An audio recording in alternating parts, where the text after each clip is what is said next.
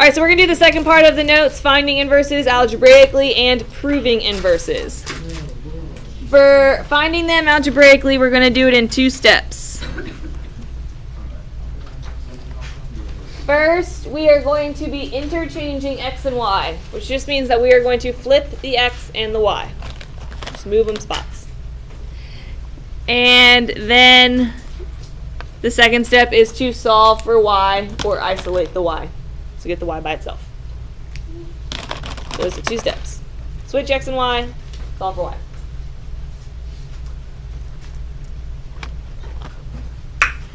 All right, if you look at number 3, it doesn't actually have the letter y in it, but f of x and y are the exact same thing.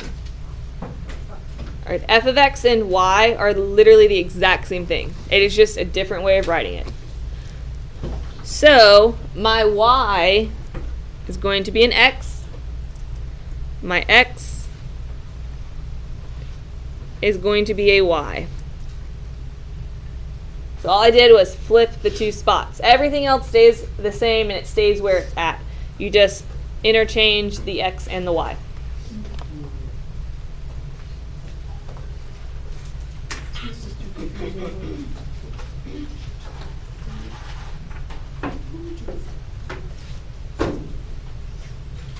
All right, so any questions so far? Why? When can we use this in everyday life? Yes. I'll get back to you on that. All right, so now I'm going to solve for y, which means you have to get y by itself. So, very good. Add 12. All right, can you combine x and 12? No. Leslie, are you on your phone? Just x plus 12. Right, so you're just going to write x plus 12. 3 over 4. I'm going to Multiply the reciprocal. yeah. Multiply by the reciprocal, so we're going to multiply by 4 over 3. Multiply by 4 over 3.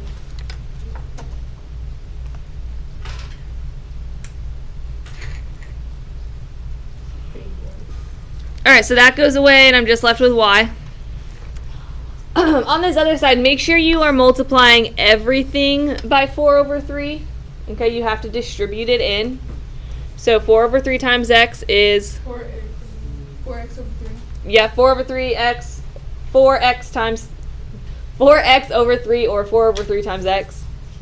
Right, like that. Or you can put the x on top. It doesn't matter. And good. So 4/3 times 12. We can do this in our head. 48.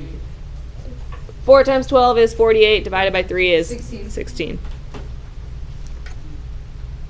All right, now is y by itself? Yep. All right, so once y is by itself, you're done. This is your answer.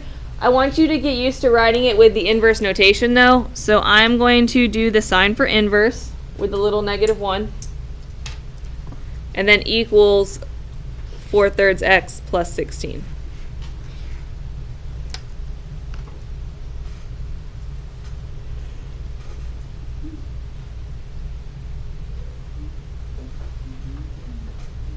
Does that make sense? Yeah. Okay. Is the inverse a function? Yes. Yes, because It's linear. it's linear. So all linear will always be a function. Yep. Yep. And linear function, the inverse of a linear is another linear. Yeah. So it's always going to be a function. Okay. All right, let's do number 4. All right, number 4. So first you're going to switch the x and the y. That's going to become x. That's going to become y. Get x equals 5y plus 1.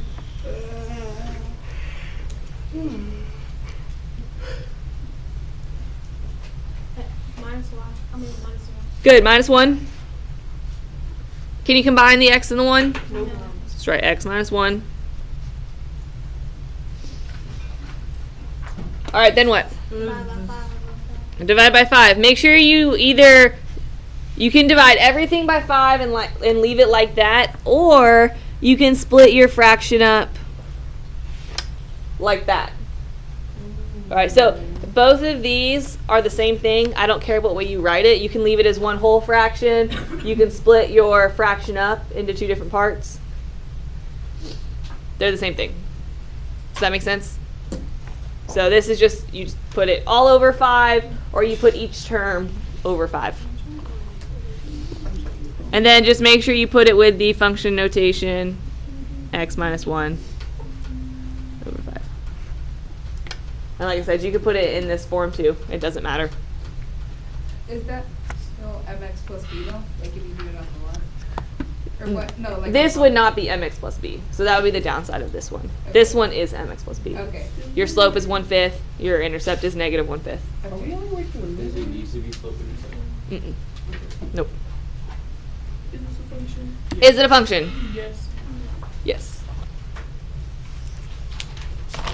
All right, so any questions on solving them? How would you put x over 5? How would you graph that? It's like 1 over 5, so you would go up 1 over 5. You're talking about the slope, right? Yeah. All right, last part, composing inverse functions. So this is one of the properties of inverses.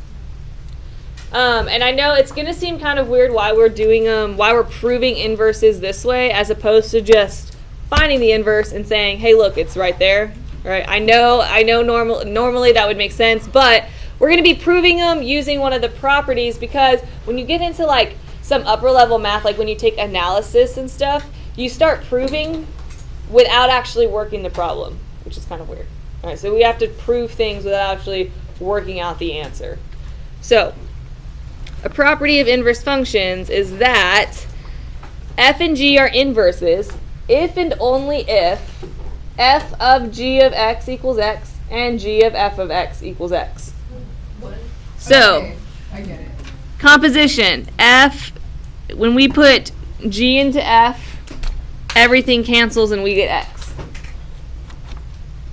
And then when we put f into g, everything cancels and we get x. So that's the important part right there. And then it says in the domains of f and g respectively. Which we don't need to worry about domains right now, because linear functions, they all have the same domain, right?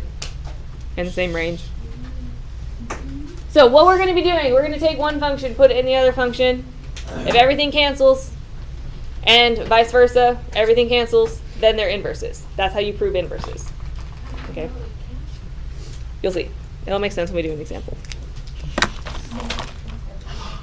Okay. So let's do number 5. So I'm going to put f into g. So in place of the x, I'm going to put the f function, which is why we did so many composition of functions. All right, so I'm going to write this function right here. What does it start with? 2. A 2. Okay, and in place of x, 8, 9, 6, 7, 2. and then what else? Good. All right, order of operations says that we need to multiply first. So I'm multiplying by a 2, but I'm also dividing by a 2. So what happens? They cancel out. So now I have x minus 6 plus 6. What happens with your 6's? They cancel out, and so you're just left with x. Whoa. So it works that way. But you have to check both ways. That's so cool, bro. Yep. So now we're going to take g, and we are going to put it in to f. So now I'm writing this function. So it starts off with an x. So what am I going to put in place of that? Yes, 2x plus 6. All right. And then what else do I have? Minus 6 over 2. Not yet. First you have to do plus 6 minus 6 Cancel out. because it's on top of your fraction. And then now your 2's will cancel. So because when you put f into g and g into f, everything cancels and you just get x, we can say that F and G are inverses. Oh, so you do both of them, like, to each other? Yep. Okay.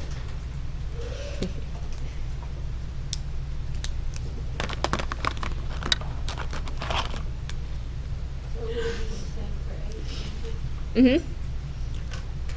Yep, so, H is just taking up the most first like the F. say that again? H would be like the F. Yeah.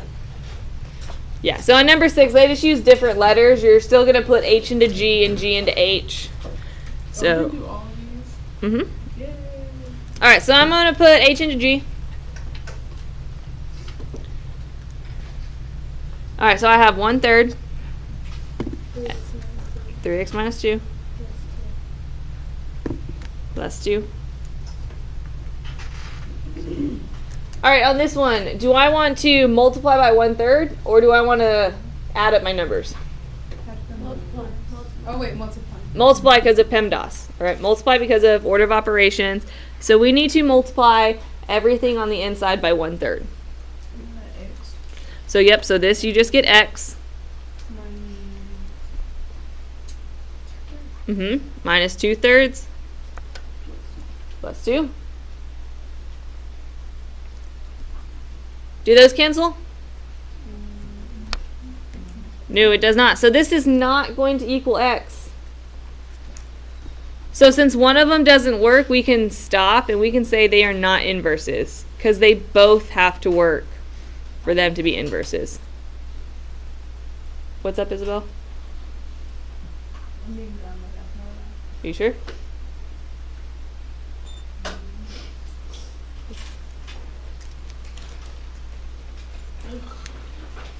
Alright, let's do the last one and then y'all can work on your worksheet and practice them. I'm going to do this last one. Alright, 7. Alright, I'm going to take F and I'm going to plug it in to H. Put F into H and then H into F. So, if I'm writing H, the first thing I have is what? 4. And then in place of the X, I put? 1/4 X.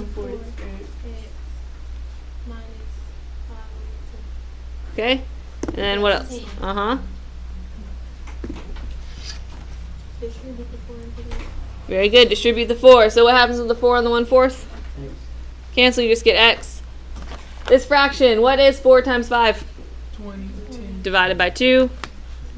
So minus 10. And then I still have the plus 10. So that equals it. Sweet. So that way works. Oh, no. So now I have to do it the other way. 1/4.